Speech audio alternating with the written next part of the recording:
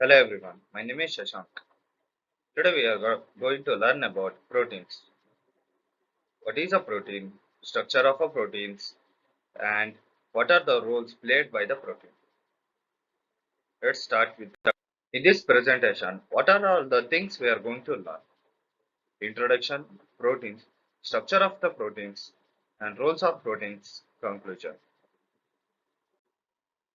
Introduction. Welcome to the presentation on proteins, the building blocks of life and an essential nutrient for human health. Proteins. Proteins are large molecules composed of amino acids, which are vital for various biological functions. What is an amino acid? A simple organic compound containing both carboxyl and an amino group. How amino acids are vital for various biological functions. Amino acids have several functions. Their primary function is to act as the monomer unit in protein synthesis. They can also be used as substrates for biosynthesis reaction. The nucleotide bases and a number of hormones and neurotransmitters are derived from amino acids. Proteins are one of the essential macronutrients required by the human body to support various biological processes and maintain overall health. They serve as enzymes, hormones, and building blocks for tissue like muscles, skin, and hair. Our bodies require a regular intake of proteins for growth, repair, and maintaining overall health. Now, let us talk about the structures of protein. Structures of protein is a hierarchical and can be described at four different levels: primary, secondary, tertiary, and quaternary structures. These levels of organization are crucial for the protein's functions and determine its specific shape, stability, and interaction with other molecules. Let's explore each level of protein structure. Primary structure. The primary structure of a protein refers to the linear sequence of amino acids that make up the protein chain. Amino acids are the building blocks of protein, and their sequence is determined by the genetic code present in the DNA of the organism. Each amino acid is linked to the next through peptide bonds, forming, forming a polypeptide chain. This diagram shows the primary structure of the protein: N terminus and C terminus. N terminus, C terminus. The C terminus protein is contains many morphids, short peptides with an encoded function, generally characterized as binding, post-translation, modification, and trafficking. Many of these activities are specific to mini morphids on the C terminus and N terminus.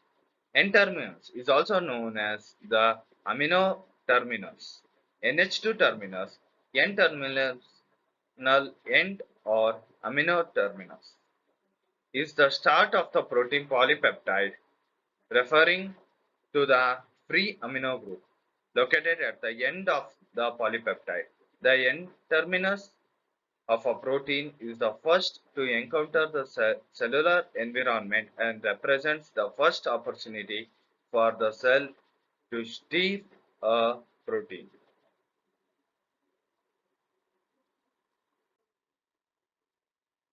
Secondary structure. The secondary structure of a protein refers to the local folding or twisting of the polypeptide chain into specific shapes. The two common types of secondary structures are alpha helix and beta sheet. Alpha helix. In the alpha helix, the polypeptide chain forms the right-hand helical structure stabilized by the hydrogen bonds between the carbonyl oxygen of one amino acid and the amide hydrogen of another, four residues way. This is the structure of the alpha helix. In beta sheet, the polypeptide chain adopts the more extended zigzag pattern, the hydrogen bonds forming between adjacent strands. This is the beta plated sheet.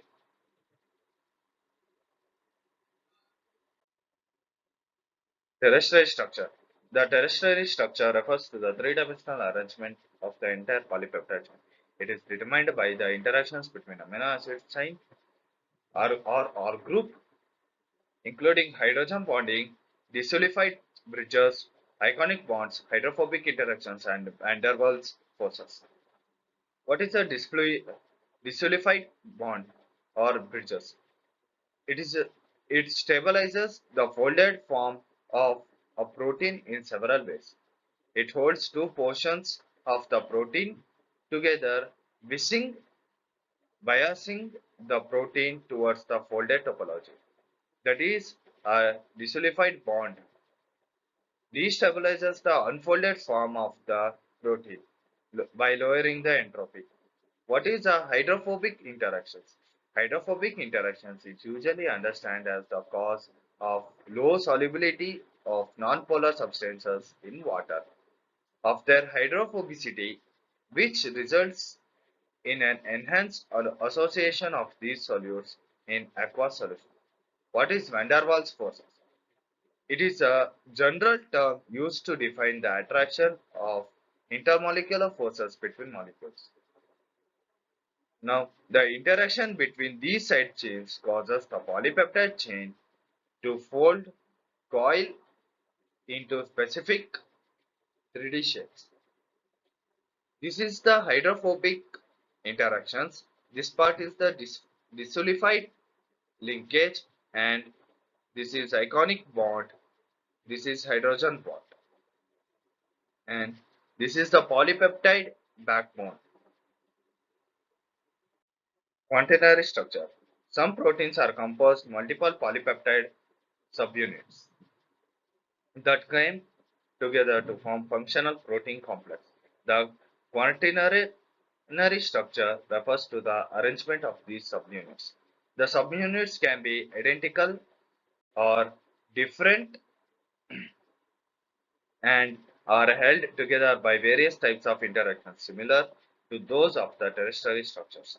The quaternary structure is critical for the overall functions and stability of protein complexes. It's important to note that the final functional structure of a protein is often a result of its primary, secondary, tertiary, and quaternary structure working together. Changes in any of these levels can affect the protein's function, leading to various diseases or disruption in cellular process. Protein structure is fascinating and complex area to study in the biochemistry and molecular biology, with many ongoing research efforts to understand its intricacies and implication for health and diseases. Now let us study what are all the roles is played by the proteins. Proteins plays numerous critical roles in the body, including let us start with first enzymes. Proteins acts as a biological catalyst facilitating and speeding up the chemical reactions in the body. Structure and support. Protein provide a structural integrity to cells, tissues and organs. Collagen, for example, is a protein that gives the strength and structure to the skin, bones, and connective tissues. Transport. Certain proteins act as a carriers, transporting substances such as oxygen and lipids in the blood. Hormones. Protein-based hormones act as a chemical messenger regulating various physiological processes, including growth, metabolism, and reproduction. Immune system. Protein are vital for the proper functioning and of the immune system. Antibodies are type of protein help identify the neutralize foreign invaders like bacteria and viruses. Fluid balance. Some proteins help regulate the fluid balance in the body, preventing excessive buildup of fluids in tissues. Energy source. While carbohydrates and fats are the primary energy source, proteins can be broken down into amino acids to provide energy in times of need. Enzyme regulation. Certain proteins act as a regulator, controlling the activity of the enzymes and the other cellular process. Repair and maintenance. Proteins are essential for tissue repair, growth, and maintenance, especially in muscles, skin, hair, and nails.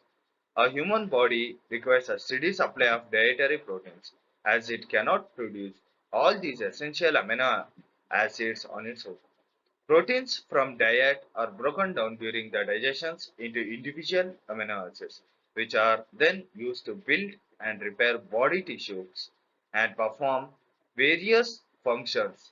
A balanced diet that includes a variety of protein sources is essential to ensure adequate protein intake and support overall health and well-being. Conclusion. Proteins, whether from whey or plant-based source, are crucial for maintaining good health. Understanding the diverse options available allows us to make informed choices about our diets. Embracing a balanced approach to protein consumption can lead to improved well-being and sustainable future. I hope everyone understand what are proteins, what are the structures of proteins, what are the roles of the proteins. Thank you.